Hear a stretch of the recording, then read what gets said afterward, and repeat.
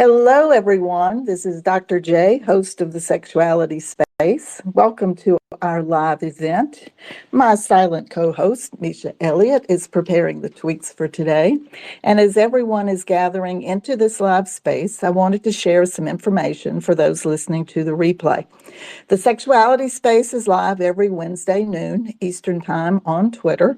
I have worked to create a sex positive community where we talk about different sex topics, meet CEOs of sex companies, sex educators, researchers, and writers, and I work to integrate sexuality in everyday life by being seen in the daylight doing my work. Welcome to you all. As a reminder, this is a recorded space which will live on the Twitter timeline and be repurposed on my website and on YouTube. And I see some of our regulars have arrived. Hello. Please note that this space is now equipped with its own chat feature in the bottom right-hand corner. You can ask questions there as the space goes on. You can also DM Misha or DM me in the process. Last week, we talked about my new tool for women's sexuality, the Purple Sex Reflection Deck. And I can report that prototype number 1 is in the queue for printing as I speak. And so there'll be more to come on this particular front. Today, I'm excited to welcome the Chief Operating Officer of Woodhull Freedom Foundation, Mandy Sally. I will talk about her journey in the sexuality world and the mission and the projects of Woodhull. Hello, Mandy. Hello, thank you so much for having me. Well, I'm really excited. I want everybody to know how you and I connected. I'm one of those people who thinks, how can we use spaces to get the sexuality world out to everyone? And I Yeah. commented on your chat. What's your chat about? Well, back in September, the week of September 19th through the 23rd, Woodhull celebrated Sexual Freedom Week because September 23rd is Sexual Freedom Day by proclamation, because that is our namesake Victoria Woodhull's birthday. And so I had planned an entire week of programming all about sexual freedom and, you know, a lot of what we're going to talk about today. And so Thursday of that week, I had planned a Twitter chat, all about sexual freedom and all of that good stuff. And you commented and said, "Hey, I'd love to tell you about Twitter Spaces," which I didn't even know existed. And now you've told me about this wonderful tool, and we're here talking. So I think we have Twitter to thank for this awesome conversation we're going to have today. Isn't it exciting just to see how one little, thing that you do out in the world can make a specific change? I think it really speaks to that grassroots part where everyone can participate and everyone can make a connection. And this is just really neat to have this process. I so enjoyed our conversation on Zoom so we could talk about spaces and talk about how we could do that. So if you have any questions as we go along for how things are working in the space, since I know this is the first one that you've been in, feel Yeah. free to, ask a question. I can tell you down at the bottom, the left is the mic, and you can mute on and off. And then if you see the little people icon, you can press that and you can read the information of all the people that are in the space. And then the little heart with the plus is emojis. So I can tell you how much I appreciate you being here today. And then you can share the space information with a little triangle. And then the chat feature is to the right. So you could speak to people back and forth while we're in the space here. So that's kind of the basics of how the space here actually works. So I'm just really, really excited to have you here. And I think where I'd like to start today is for you to tell us a little bit about how did you get into the world of sexuality? Yeah, absolutely. So it all started with peer sex ed in college. I went to the University at Albany and I joined our student sex ed group, which was called Project Shape. Um, and I just kind of fell in love with doing sex ed. I mean, I was the girl at all of the student programs giving out condoms and, doing STI Jeopardy and all of that kind of stuff. And so that's really like where my love for sexuality and sex ed started. Um, and I left University at Albany and I went to Widener to get my master's in human sexuality and social work. They have a dual Yes. program there. Uh-huh. Um, yeah, I think probably a lot of people who are in this world are familiar with Widener's program. And when I was at Widener, one of my fellow cohort members, was working for Woodhull at the time. And I said to her, I said, "Hey, I really love what Woodhull is about. I've always been really interested in policy and politics and advocacy. And I love that Woodhull combines my love of sexuality work with policy and advocacy." And I said, "So if there's ever an opportunity where you need volunteers or whatever, please let me know. I'd love to be involved in some way." And she said, "Okay, great." And a few months later, she called me and she said, "We have an annual conference called the Sexual Freedom Summit that Woodhull hosts." She said, "And we need a volunteer coordinator. Are you interested?" And I had never been to a conference before. I had never been to the summit before, but I was like, "Yeah, sure, why not? Whatever. It's a challenge." And that was way back in, I think, 2014. So I was the volunteer coordinator. It was my first summit, and I think a lot of people who go to the summit would probably tell you that you go there and you kind of just fall in love right away. It's a really special community and a special gathering, and that's what happened to me. And so from 2014 on, I was volunteering for Woodhull at the summit, and with every year, I just got a little bit more involved in the work. Um, and here we are in 2022, and I had an opportunity to actually have a full-time role here. Um, and so that's kind of my story, but it all started with pure sex ed way back when at the University at Albany. I love that. And it's funny you say that, but I think there are so many pockets of that peer sex education. I was a trainer at the University of North Carolina, Chapel Hill, for their peer sex education back in 1985. And That's I am awesome. still in contact with people that I did training with at that point in time. So I think it's these wonderful connections that the folks in sexuality can make and continue moving that forward. So, wow, I'm excited to hear that that was, the beginning part of what you're doing. As you've moved into this new role, what would you say is your favorite thing that you do in your job right now? Well, I would say it's similar to what you just spoke about in sort of making those connections, right? And meeting people who are also passionate about all things sexuality and sexual freedom. The really special thing that I get to do at Woodhall is talk to other people about our work, similar how, you and I are talking today. And I just love to have the conversation with people of what sexual freedom means to them. Because I think sexual freedom is a really broad umbrella term and it can be really specific to a person, what it means to them and how it affects their life.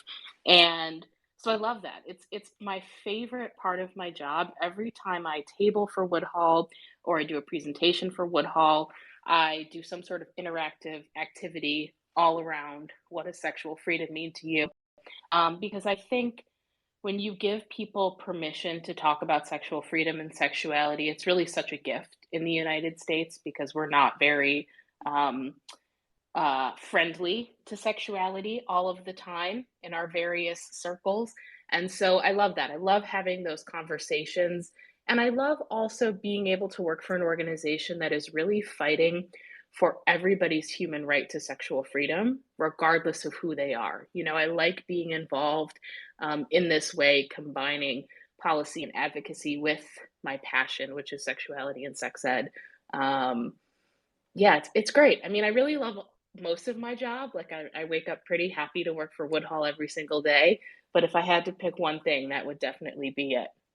Well, you know what? I'm going to invite all of the folks here to drop into the chat to answer your question. What does sexual freedom mean to you? And I think I see that Misha has put all of your tweets up at the top, so we kind of have an outline of the different topics that we can talk about, with your projects and that sort of thing. And it's funny when I think about history and helping people to understand where things occur in the world and what were important moments. I started my journey in 1976. So that was 3 years after Roe v. Wade had been decided. So my entire professional life was with that until now. And it Mm-hmm. makes it interesting to think about, what does that mean about freedom? Mm-hmm. Mm-hmm. And that's one of your topics. Yes, it is. I will say that the landscape in which we are doing our work has changed a lot since I first started with Woodhull in 2014. Um, and I would also say that the work we're doing right now is super crucial and vital in a way that it hasn't been in a long time. You mentioned Roe v. Wade, and in June we had the overturn of Roe v. Wade with the Supreme Court's decision of Dobbs versus Whole Health. But there's a lot of stuff going on that I would say are direct threats to our sexual freedom. I'm very concerned with the wave of anti LGBT and specifically anti trans legislation happening in the country right now. I don't know if you got a chance to see, but last week, um, Representative Johnson from Louisiana introduced a piece of legislation called the Stop the Sexualization of Children Act, which by title alone doesn't sound like necessarily a bad thing. But what it actually does is seek to restrict federal funding for any program related to anything deemed sexual in nature. And they go on to define that as anything related to transgenderism, gender orientation, or sexual orientation. And they list examples like drag story time. And that is very scary, because I really don't want to see a federal bill that, one, calls transgenderism a sexual thing, because it's not, right? It's a gender identity. Um, and two, I just don't like to see restrictive bills like that targeted towards a specific community. So um, our work is increasingly, our workload, I should say, is increasingly getting bigger, particularly as we head into the midterm elections in the next couple of weeks. Yeah. And for everyone in the space, you can find the tweet over your head, over your avatars. It's the first one on the right, that gives information about what Mandy is talking about. And, I think living in Florida and looking at what the governor keeps doing here and talking with many educators about how they feel hands tied about what to do, lose their job, say this, or not say this, and you're going to be fired if this happens. It's a scary time for being an educator. Yeah, it really is. And I think we saw the beginning of these trends, in the last couple of years with a lot of rhetoric around stopping teachers from talking about critical race theory. And those same sort of tactics have now just been rolled into talking about sexual education. And I think the bill that really was the one that made the most headlines was in Florida, right? It's been dubbed the Don't Say Gay bill. Yeah. It's House Bill, I want to say it's House Bill 5722, but don't totally quote me on that. Um, but yeah, and so the bill I just mentioned is being called the federal Don't Say Gay bill, but that's really not very accurate because the federal bill goes much further and is much more expansive. Um, but yeah, it's really scary to be an educator right now. And I think it was scary to be a teacher and educator during COVID, right? It was like challenging enough to have to adapt and pivot to going virtual and all these other things, and to now have all of these educational bans happening. it's just rough out there to be a teacher, and I feel also really bad for our students, right, who are really the victims in all of this legislation because education is being denied to them, right? Certain topics. Yeah, and from a sex therapy perspective and just the human development component, we know that there are so many things that we can help children with in understanding who they are in step by step parts as they are developing. And when politicians take this to be, one whole big thing and let's throw it away, they're missing the point on how we do development and how we can help so many people feel good about all that they are. And that makes it really hard. Well, I see you have your second tweet up there talking about, let me see, ignorance of school boards. Oh, yes. So that piece was written by somebody who I consider one of my personal heroes. Her name is Martha Hickson, and she's a school librarian in New Jersey. And she is fighting against book bans in her community and has been for a really long time. And she came to our Sexual Freedom Summit this past August, and she shared her experience with us of fighting against censorship. And so this piece is a piece that she wrote for her local community newspaper. And it gives some really good tips for folks on how to get involved on the local level. Hers are specific to fighting against censorship and book bans, but I think it's just a really good article for people who are looking for ways to be involved in their community, who care about these issues. So excellent read, not very long. And there's a bulleted list at the bottom. So if you don't want to read the whole article, go right to that bulleted list for some really good tips about how to get involved locally. And I think for me as a writer and knowing, and I'll share with you right now where I live, I've been told by both bookstores that they won't put my material in the bookstores. So Mm, I get to have the censorship right here in my own little community. And Misha and some other erotica authors came here when we had our book launch, and I used the location of a musical theater as the location for our coming out party for our book. And it was mm, absolutely hysterical in terms of everybody kept asking, why are you here and not at the bookstore? And so I yeah. got to, do that as an educational point about, people have different ideas about what can be where and how they're going to do it. So yeah, it affects all of us in very Mhm. different ways. So I'm glad that your friend here has done a wonderful article about that.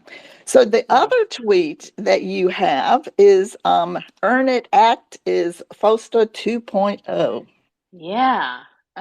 So the other thing, that we're concerned about censorship generally and broadly here at Woodhall, and particularly the censorship of sexual expression.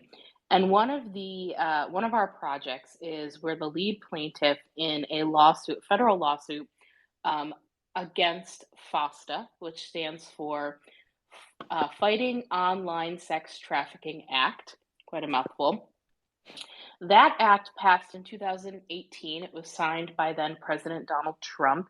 Um, and it was passed almost unanimously. So it's not a partisan bill. Um, but what it says, or what it attempts to say, is that social media platforms like Twitter, like we're on right now, could be held liable for what a user puts on the platform if it leads to sex trafficking. So, for example, if I were to go on my personal Twitter account and somehow use it to facilitate sex trafficking, FOSTA would then allow Twitter to be held responsible for that, even though Twitter had nothing to do with it, right? I'm an individual. I may have used Twitter as a platform, but they didn't um, set that up, so to Yeah. speak. And the reason we sued against FOSTA is because it has very broad consequences for people using the internet. I think, if you talk to a sex educator, a sex worker, anybody who is using the internet for something sex related, even if it is not explicit, um, they have a very hard time on social media platforms with their content going up without issue. I think a lot of people in this world have been deplatformed, they've lost their accounts, or they're not allowed to use Google ads or Facebook ads because their content could be, sexually explicit. And so this relates to FOSTA because platforms are now, afraid, right? They don't want to be sued. They don't want to be held liable for what people are posting on their platforms. And so they've sort of made these sweeping,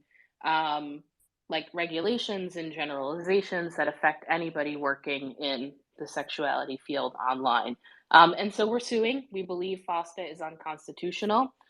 It's currently in the DC court. We've had a couple of appeals, but we're prepared to go all the way to the Supreme Court to fight this. We've seen really negative repercussions since it passed.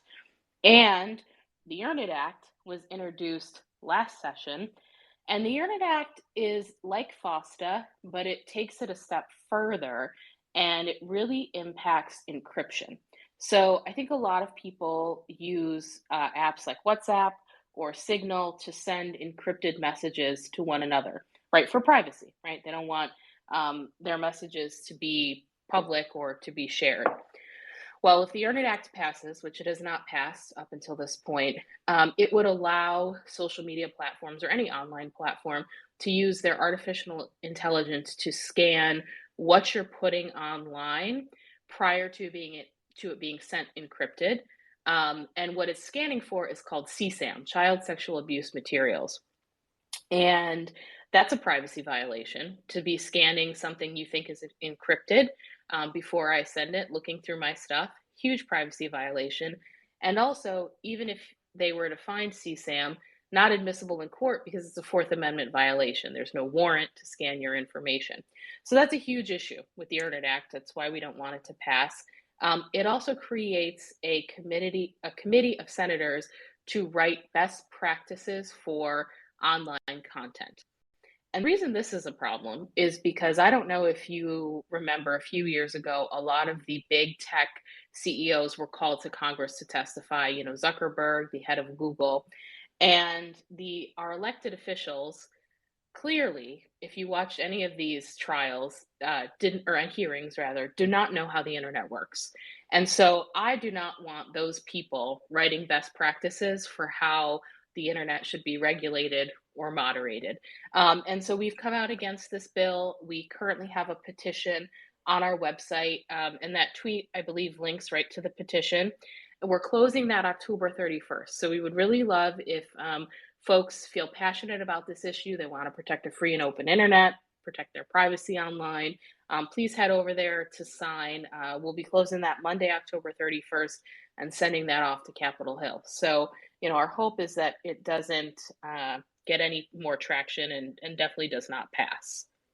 Yeah, and that's the third tweet to the left, the one that we're talking about right now. So cool. Well, let me just reset the room for a second, Mandy. Today we are talking with the Chief Operating Officer of Woodhull Freedom Foundation, and our general topic is their mission: sexual freedom is a human right, and we're looking at some very specific items and projects that Woodhull is doing at this point in time. And I do want to let everybody know that we are interested in having questions from you. So if there's something that you are interested in asking Mandy about specifically, please feel free to request the mic.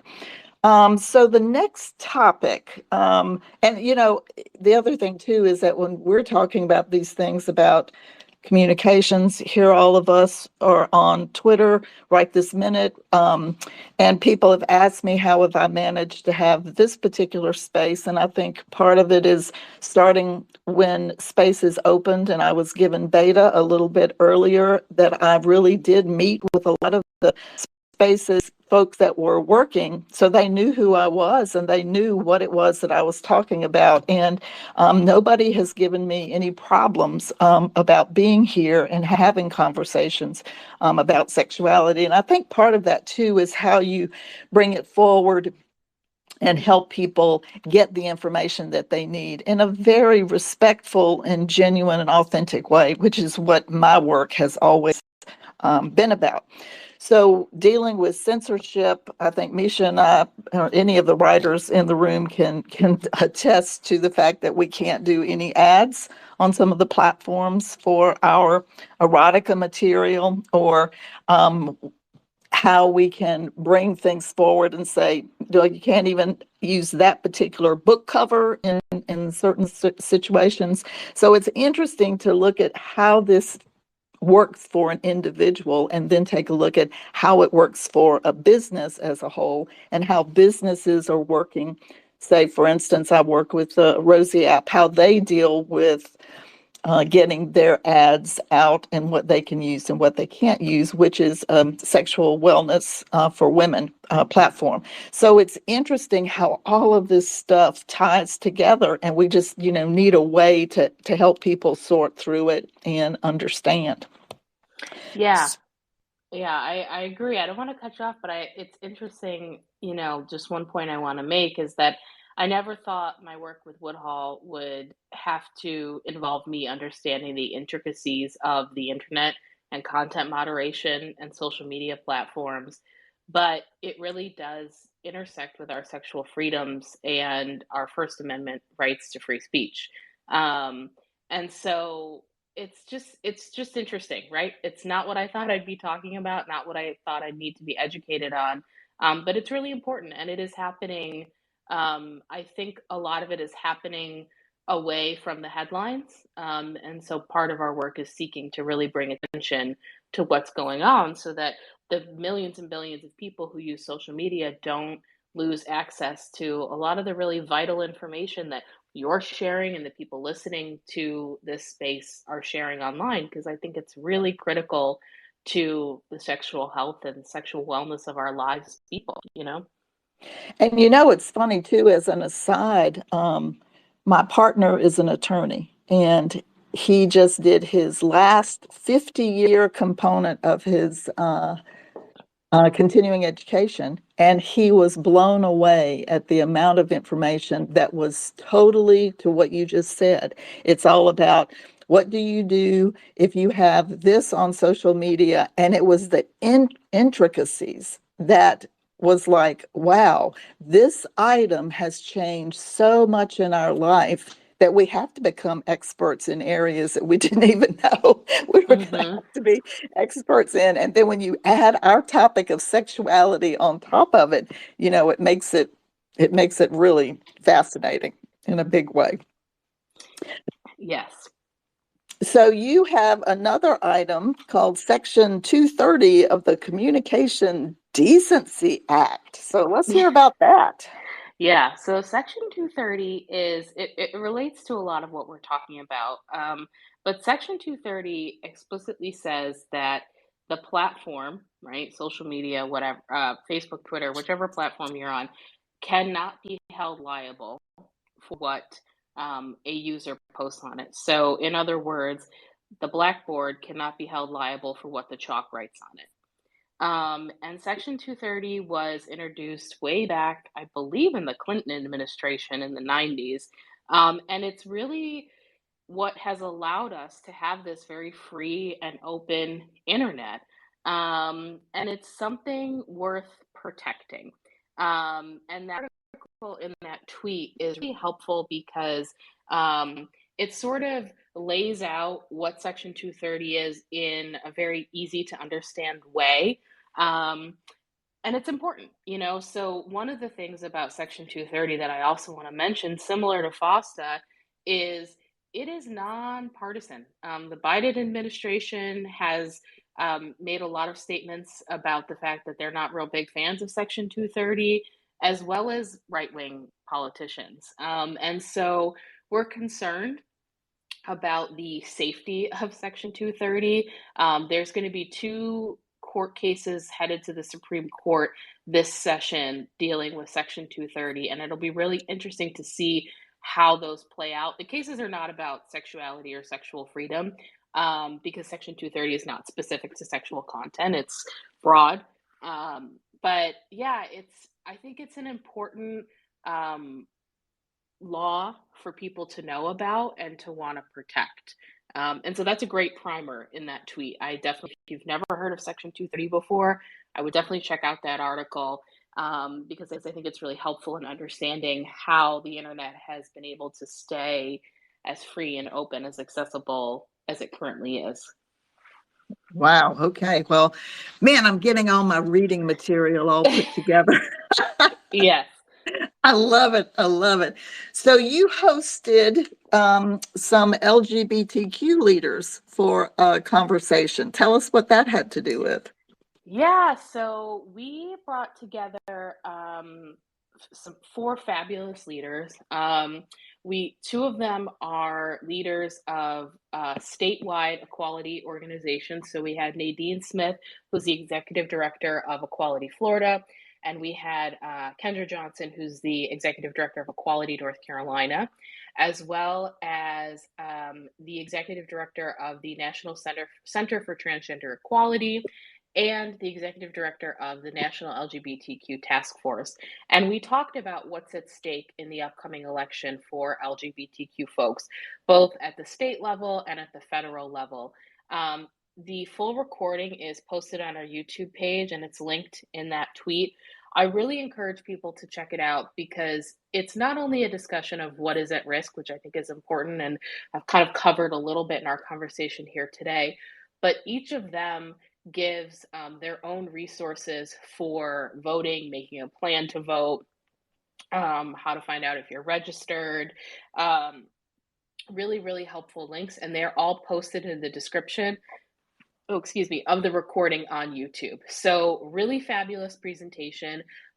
There is ASL interpreting included in that program. So, please do check it out, especially now since we're so close to the election.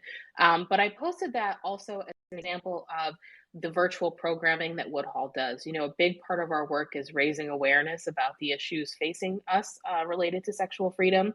And we put on a lot of virtual programming that is always free and always accessible and always available even after it's live. So similar to this space going up on your YouTube page, every time we do a program, it goes up on our YouTube page and our website. So please do check out that program. But while you're already on YouTube, you can look at all sorts of past virtual programming we've done on a whole variety of subjects related to sexual freedom. So please check it out, share, and learn all about sexual freedom when you can. So, as you were talking, I was thinking that, wow, so much of this is in the legal world. Did you expect that that would be a place that you would live? No. uh, Most definitely not. And I will say that there are definitely times when I'm in this work and I'm like, oh boy, I have to read a whole lot. You know, similar trying to learn about how the internet works. I have also had to learn a lot about how certain laws work and the unintended consequences of certain laws. And I've been really, really fortunate in my work with Woodhull that we are connected with some really brilliant legal minds who have shared their brains with us and with me. But yeah, I never expected to have to know this much about sort of the legal system or laws.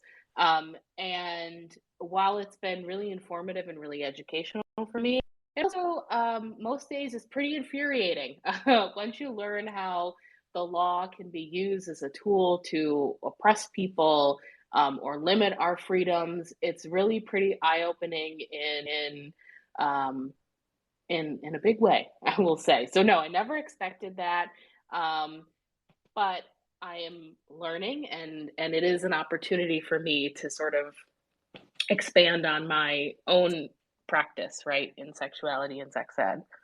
Yeah, it's funny. I think about all the times that I stood up in class and, you do the history and you have the timeline of important legal decisions that have been made. And I had just started my PhD program and I had met my current partner and my major professor knew that he was an attorney and asked if he would do a presentation to our our entire cohort class about sexuality and the law. Mm.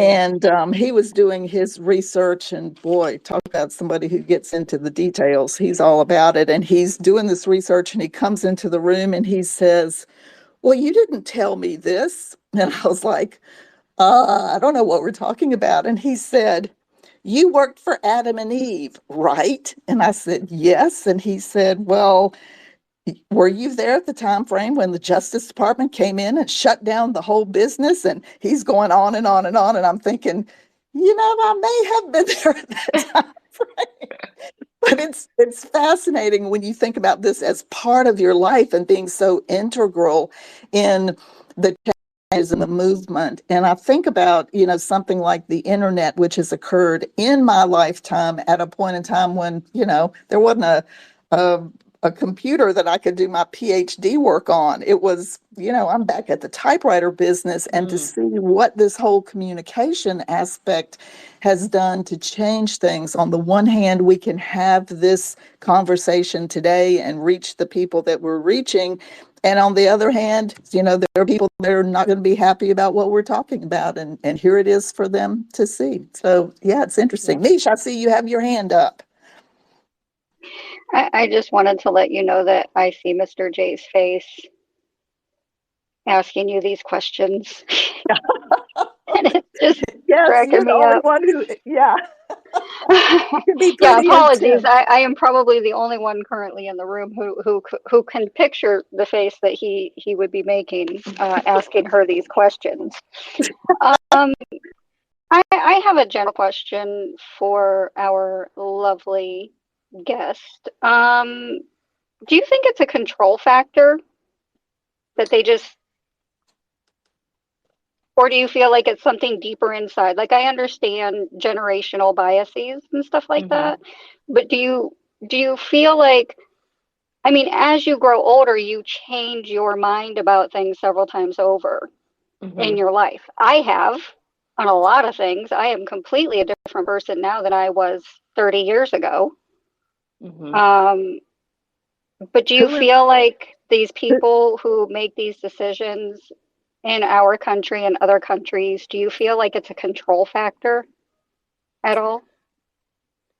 Yeah. Or do you Yes. feel like they're actually trying to protect people, even though when they read it, they realize, this really doesn't protect people? Yeah. Yes, and I definitely think there is some control stuff there. I also think, you have to think about who are the people making these laws. And when we think about the majority of federal elected officials in the United States, it is primarily white, cisgender men of an older age. And I think that a lot of what we're talking about when we're talking about people who are um, sexually free, people who are able to live their authentic lives, however that looks for them, that is definitely a threat to status quo, right? And I think it's also a threat to their power, right? Like um, if women, if LGBT people can have the same power as those white men who have ruled this country for over 200 years, that's going to change things. That's going to shake things up. And I think that is scary to people. I think change is scary in general, right, to the human race. And so I think there's a lot of that happening. I also think in a lot of the conversations I have around these issues, people talk a lot about the pendulum swinging in politics. And what I mean by that is, about a decade ago, we saw this push for marriage equality, right? And we saw marriage equality become law of the land. And it was this wonderful, amazing, powerful victory for people in same sex relationships who wanted to get married. And it felt really good as somebody who believes in that and believes in equality for all. I remember watching the news and just being really, really happy for all of these couples who could now get married and have the same federal protections as heterosexual couples. And I think what we're seeing now is the pendulum is swinging really far back in the other direction, and you're seeing a lot of rollbacks on these rights, or restrictions on these rights. And my hope is that the pendulum is going to come back to the side of the world where we see progress for everybody and sexual freedom for everybody. Um, but yeah, I do think there's definitely an element of wanting to um, control the population for sure. Did that answer your question? I feel like it did, but I also think I rambled there for a minute. It did, but it was a good ramble. Okay. Um, and it's like I've always made kind of a joke, like if we didn't have these biases in our world, we would have colonized the solar system and been on the way to another one by now. Mm, Like hmm. I feel like it holds us back from actually becoming the people we're eventually meant to be. I'd like to be those people now.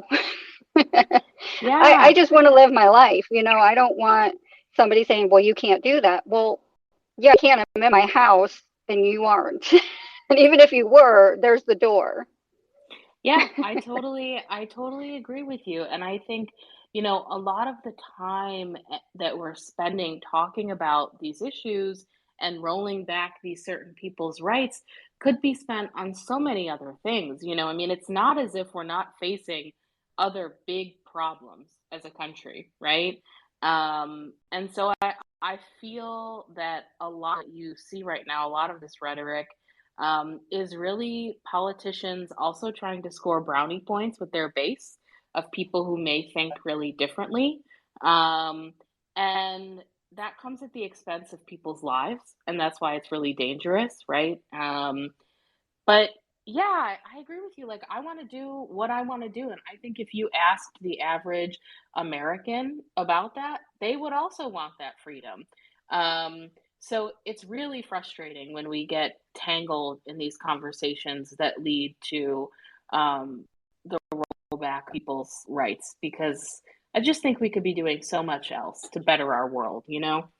Right. And it kind of kills me because there are so many, like you said, average people who want these things.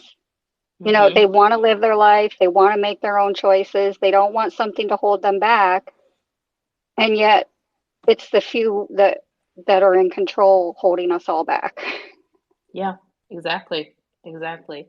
Um, Very, very frustrating. And I mean, I hate to keep talking about abortion and reproductive rights, but I think that when the decision came out in June, there was all of this press around the fact that 80% of the population believes in choice and believes that people should have access to abortion if they need it.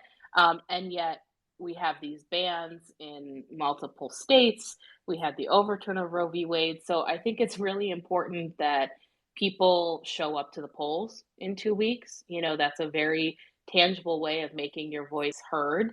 Um, and yeah, because it doesn't seem to correlate what the average person wants with what's happening on a federal level. But we can change that, and I have hope, and I'm optimistic that we can change things for the better. One of the things that just crossed my mind as you were giving that answer to me is that we need such education to help people understand, because I was listening to some folks talking the other day that didn't even have an understanding about how the body worked for pregnancy in general, and the potential issues that any person who is pregnant could possibly have, and the places that would be terrible situations to find yourself in. And a lot of people don't understand how to get from point A to point B. And when you Mhm. don't have that basic education, it even makes it harder for the voters to understand what the politicians are trying to put forward and how they have a voice in that process. A lot of people are still scared to talk about this as a topic. Yeah, absolutely. One of the things I found when I was doing sex ed work is very little of my education or a very little percentage of my time was spent talking about the stuff of like how to put on a condom, this is what an STI looks like. And a lot of my time was spent talking about relationships, talking about consent and boundaries and how to have a conversation about what feels good or what doesn't feel good or how this works, how that works. I see jokes online and memes all the time of like, how do I find a clit, and so I think what people don't understand about sex ed and sex and gender education is that it's really about so much more than just the nuts and bolts of sex and intercourse, right? And so when you are applying these principles or making these very broad bans, kids are people, not just kids, are missing out on really good relationship education, conversations on how to be a good human being and exist in relationship with others. Um, it's so much more than just like basic sex ed. If that makes Yeah. sense. And for me, and that's funny because for my definition of basic sex ed is going to be the holistic person. We're going to talk about the physical, the emotional, the mental, the spiritual. We're going to talk about what that affection and intimacy and all of these different things have to do with. But most people don't even have that as their starting point for what is basic sex ed. They just think Hmm. it's the reproductive component of a penis in the vagina, and that's kind of where we leave it. Right, right. Yeah, and that's like just one small part of it. And I also think that the piece we don't talk about when we talk about sex ed is that it's lifelong, you Yeah. know? Yes. Um, I don't know if you're familiar with the Unitarian Universalist Church has their sex ed curriculum as the Our Whole Lives curriculum. Yes. Yes. I'm familiar Um, with it. and it is from like cradle to tomb. They have modules for every single age of sexuality and relationship education. And I just love that because I think we're sexual beings our entire lives. And so, why wouldn't we want to learn about how it's going to look different for us at the various stages in our life? Um, yeah, love that model. If you aren't all Yes. familiar, give it a Google because it's really wonderful. And it reminds me of, I always talk about T. Barry Brazelton in pediatrician world because you go to your appointment and he would talk about from this age to your next milestone. These are all the potential things that might be going on to help normalize it and put it together. And I've always looked at sexuality the same way. Let's take a look at all of these different things that go on in the development of a human and the items that can change and where body changes are going to happen or attitudes or relationships and how you can do that. And I have always loved the Unitarian cradle to grave notion. They've done some really great work in that process. So I'm glad you brought that up today. Yeah, I love it too. And I mean, I'm a big fan of them in general because they're also very social justice minded.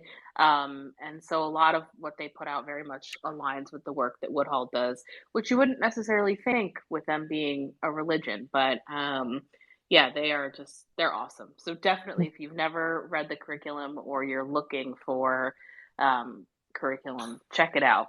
OWL Yeah. is what it's called, Our Whole Lives. Yeah. So I'm going to put my invitation out. We've got 10 minutes left in our time frame. If anybody has a question they'd like to come up and ask Mandy, I'd love to have you here. And in the meanwhile, Mandy, what have I not asked you that you thought I was going to ask you? Um, I don't know. I mean, I've so been enjoying our conversation. I think we've covered a lot. I hope it wasn't like too overwhelming, because there's a lot of different topics we talked about. But the one thing I sort of touched on, but didn't talk too much about was Woodhull Sexual Freedom Summit. Um, and that's an annual conference we host in the DC area. It's a 3-day conference all about sexual freedom. And it's a really good event to attend if you're looking to connect with other folks who are passionate about sexual freedom, if you're a sex educator, therapist, counselor, or if you're just somebody who's interested in those topics. We just hosted it in August. We're probably not going to have an in-person summit in 2023, but please stay tuned for more information about our summit. And as I mentioned before, a lot of former summit programs are on our website or on our YouTube page. So I would love if folks check that out and give us a little bit of love. Oh, that's perfect. That's perfect. Go ahead, Mish. I was actually going to ask if there was digital options for that as well, but for those who can't travel or whatever. But she answered that. Yeah, and we try to do, it's hard. We're a tiny team here at Woodhull, and so it's hard for us to do like a fully hybrid event, but we always stream a portion of our programming live on Facebook, and then of course we do put up the recordings afterwards. So it's important for us to try to make the work we do as accessible in all ways as possible. It's something we're always working to improve. Can I make a recommendation? Yes, please. There's colleges, universities in the area, you could probably look for videographer interns to record it as class credit. Yeah, definitely. I know, I don't think about students enough. I think because I'm not a student myself anymore. But and they'll be learning as well. Yeah, absolutely. Yeah, that is an excellent thought. I will have to keep that in mind. If anybody here is in the DC, Maryland, Virginia area and would like to volunteer, Mandy@woodhullfoundation.org is my email address. Yes, Shameless plug. this is all about connections and collaboration and that sort of thing. Do you have, besides the summit, do you have any new programs that you're going to be working on in the future? Yeah, so last year we launched a program called the Woodhull Human Rights Commissions. And the Human Rights Commissions are panel style events where we take a particular issue and we talk about it from a human rights perspective. And we have people who have been affected by that issue actually testify using their own personal stories and personal experiences. And last year at the summit, we hosted one all about the censorship of sexual expression. We heard from 5 people from different walks of life who've been affected by censorship. And then we have experts in the field who highlight the human rights violations that these people have experienced and also give us solutions to help change whatever issue we're talking about. So we are currently working on our next human rights commissions. The beauty of them is that we can talk about all different topics and relate them to human rights. That's a really important thing that Woodhull is about. We are a human rights organization. And so, yeah, if folks are interested in the Human Rights Commission, there is a recording of the commission we did in August on our website, along with the accompanying report and information about all the different people that testified. But that is a big project that we'll be working to make even bigger in 2023. Well, that is exciting. Boy, do you have any time to play? Of course. Always have to make time for pleasure. What kind of sexual freedom advocate would I be if I wasn't playing and having pleasure in my life? Good. I teed it up for you to answer that way. That's perfect.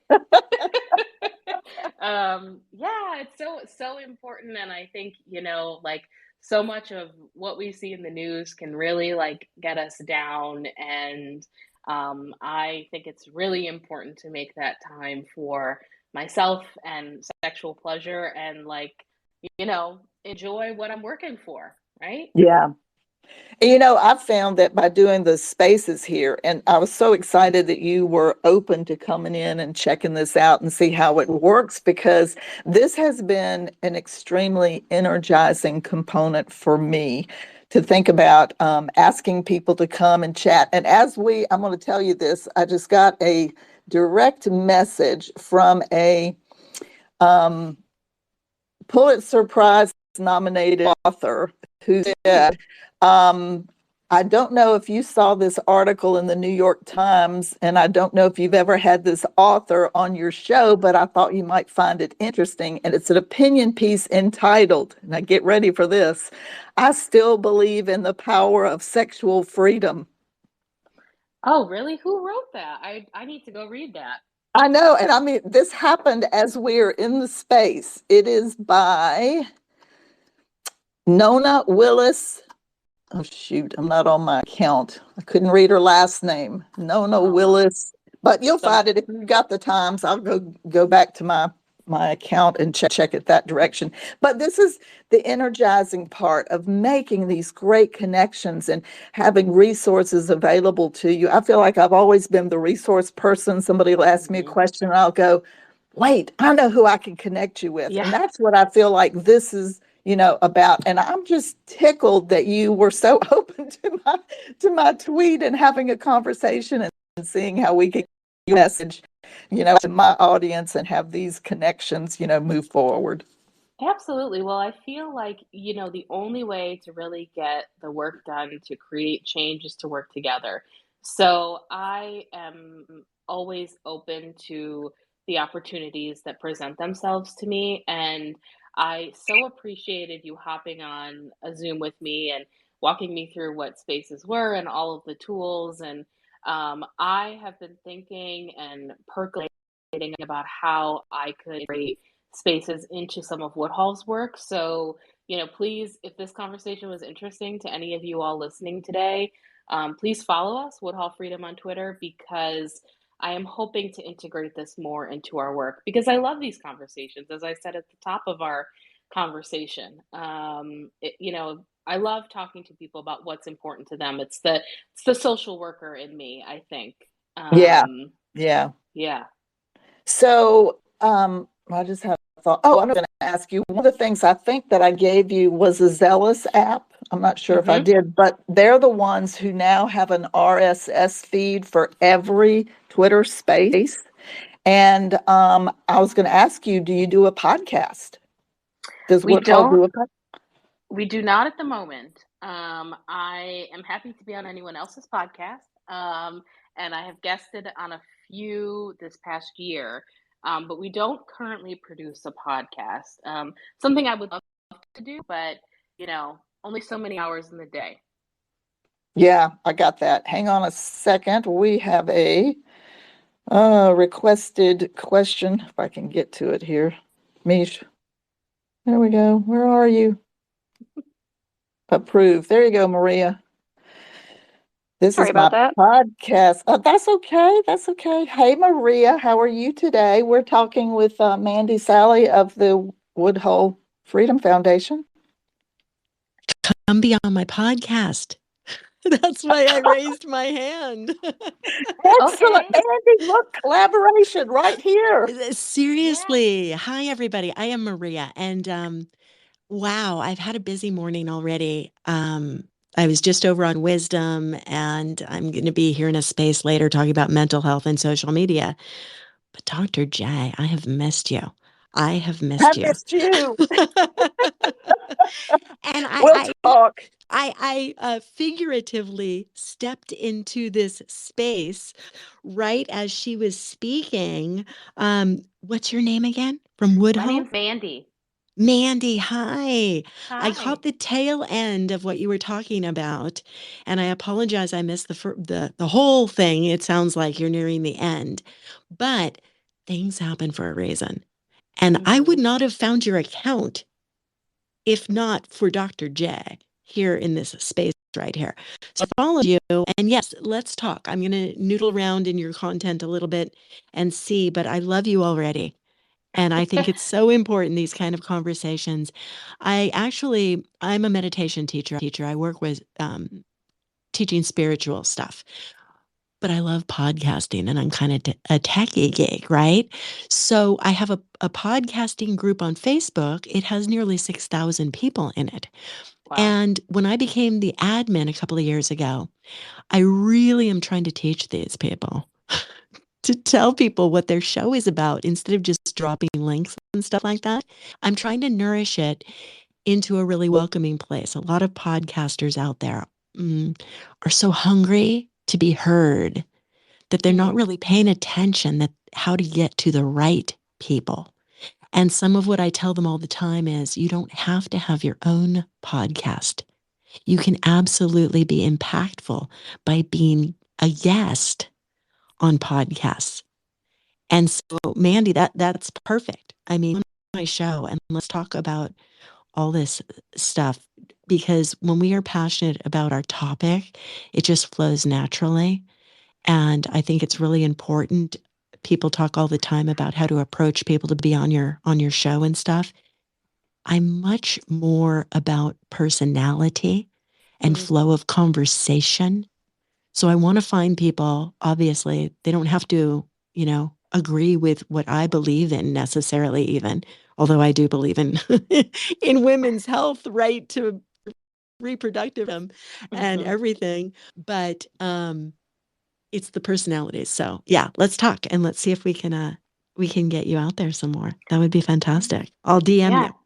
Yes. absolutely. Thank you so much. I would love that. Yes, I often joke when I'm talking to volunteers at Woodhull or, we're bored or whatever. I'm like, listen, I will talk to anybody about Woodhull. We don't, like you just said, Maria, we do not have to agree.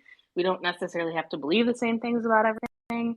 But I am really happy to have the conversation. And I believe in the power of a good conversation.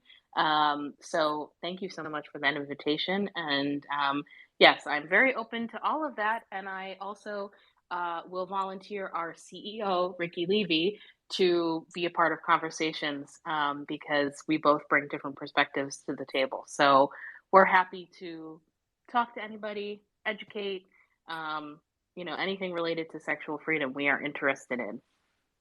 That's beautiful. I'm going to add one last thing, Dr. Jeff K, just from a techie perspective.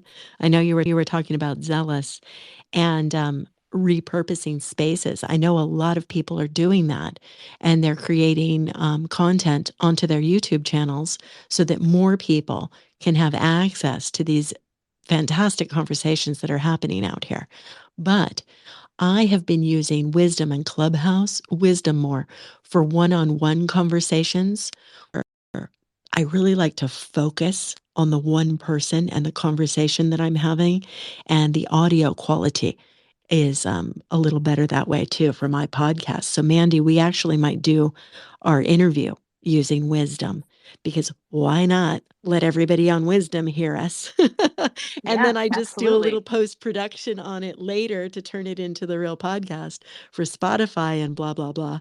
But anyway, so I thought I'd throw that in there too. Oh, that's Cool. perfect. And you know what? All of us doing social audio, we're learning all these things together. It makes it absolutely wonderful. So I appreciate that you said that, Maria.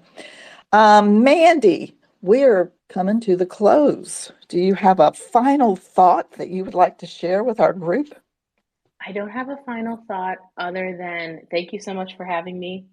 Please remember to vote in a couple weeks if you're here in the United States. And also, if you're interested in the work we do and you want to learn more, we are at Woodhull Freedom on all social media platforms. Um, and if you want to have a conversation or you have a question, my inbox has an open door. So it's Mandy, MANDY, at woodhullfoundation.org.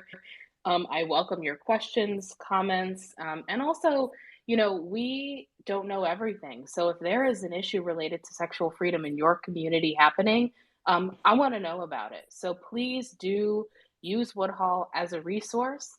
We are here, we are listening, and we want to be helping the community as much as we can. So that's my final thought. And I so enjoyed this conversation. It really was very energizing. And I thank you so much for having me. And I'm very excited to continue to be creative and use this space for the advancement of sexual freedom. Oh, thank you, Mandy. That is great. I'm just delighted we made the connection, and this is great. Maria, thank you for coming up. You and I are going to have a conversation about what I did last week, because I want to tell you all about it and how you can help me with that. So that's going to be on my agenda. Mish, thank you for joining. Usually my silent co-host is silent. I love it when she's in a place where she can talk. So that's specifically wonderful. Thank everyone for, what's that? It happens on occasion. For those who don't follow the list that I created for the space, it is in the Nest, along with Dr. J's newsletter specifically for the space. So please follow us. Yes, I was going to say that, to look over your head, that you can click and join the newsletter so you can find out specifically what's been going on in the sexuality space. And again, I just want to thank everyone for joining us today, and thanking Mish for all of her wonderful work, and Maria for popping in, and for Mandy coming in today and being our guest and helping us understand sexual freedom is a human right. So please follow her and everyone in the room, because we're all interested in the same thing. So we need to be thinking about that. And I just realized that I don't even know what I'm talking about next week. So you're just going to have to come back next week to see what our topic's going to be. It'll be noon Wednesday next week. So I hope everyone has a delightful rest of your day, and I will see you on the timeline. Bye, everybody.